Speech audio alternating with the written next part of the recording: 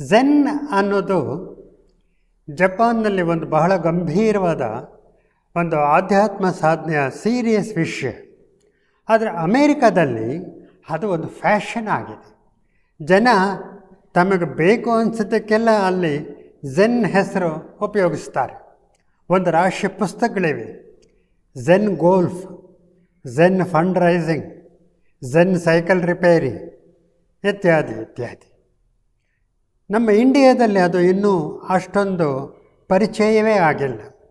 ವಾಸ್ತವವಾಗಿ ನೋಡಿ, ಝೆನ್ ಅಂದರೆ ಒಂದು ಧ್ಯಾನ ಕ್ರಮ ಅಷ್ಟೇ.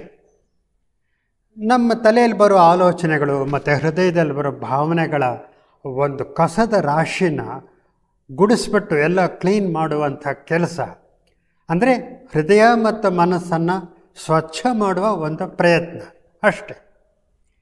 ಇದು ಹೇಗಾಗುತ್ತೆ, ಸ್ವಚ್ಛ ಆಗುತ್ತೆ ಅಂದರೆ, ನೀವು ಅಲುಗಾಡದೆ ನೆಟ್ಟಗೆ ಕೂತ್ಕೊಂಡು ನಿಮ್ಮ ಉಸಿರನ್ನು ಗಮನಿಸ್ತಾ ಶಾಂತವಾಗಬೇಕು. ಆಗ ಭಾವನೆಗಳು, ಯೋಚನೆಗಳು ಬರ್ತಾ ಇರೋದು ಹೋಗ್ತಾ ಇರೋದು ನಿಮ್ಮ ಗಮನಕ್ಕೆ ಬರುತ್ತೆ. ನೀವು ಕೂತಿರ್ತೀರಿ. ಹಾಗೆ ನಿರೀಕ್ಷಣೆ ಮಾಡ್ತಾ ಎಲ್ಲ ಆಲೋಚನೆಗಳು ಕರಗಿ ಖಾಲಿ ಆಗಿಬಿಡುತ್ತೆ. ಇದನ್ನು ನಮ್ಮ ಟೀ ಕಪ್ ಖಾಲಿ ಮಾಡಿ ಇಟ್ಕೊಳ್ಳುವ ಕತೆ ಅಂತ ಹೇಳಿ ಒಂದು ಉದಾಹರಣೆಯಲ್ಲಿ ಹೇಳ್ತಾರೆ.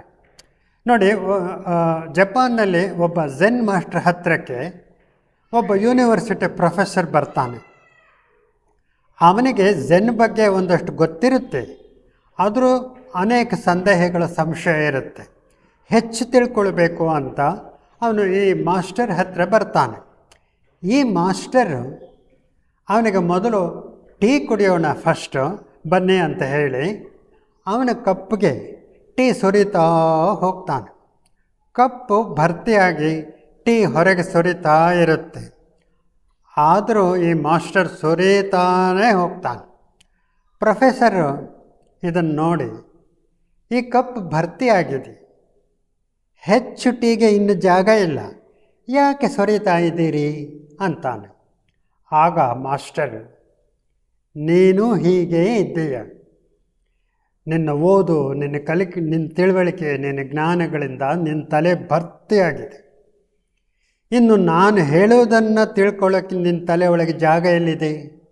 ಮೊದಲು ಇಟ್ಕೊಂಡಿರೋದನ್ನೆಲ್ಲ ತೆಗೆದು ಆಚೆಗೆ ಎಸೆದು ಜಾಗ ಖಾಲಿ ಮಾಡ್ಕೊ, ಕಪ್ ಖಾಲಿ ಮಾಡ್ಕೊ, ಆಮೇಲೆ ನಾನು ಹೇಳ್ತೇನೆ ಅಂತಾನೆ. ಧ್ಯಾನದಲ್ಲಿ ಇಂಥ ಕೆಲಸ ನಡೆಯುತ್ತೆ. ಪ್ಲಮ್ ವಿಲೇಜ್ ಇಂಡಿಯಾ ಹಿಡಿತಲೆ ಇದರಲ್ಲಿ ಇದರದ್ದೇ ಶಿಕ್ಷಣ ತರಬೇತಿ ಆಗ್ತಾ ಇರುತ್ತೆ. ಹೊಸಬರು ಬಂದರೆ ಅವರಿಗೆ ಬಿಗಿನರ್ಸ್ ರಿಟ್ರೀಟ್ ಅನ್ನುವ ಒಂದು 3 ದಿನದ ಕೋರ್ಸು ಪ್ರತಿ ತಿಂಗಳು ಕೊನೆ ವಾರದಲ್ಲಿ ಇರುತ್ತೆ.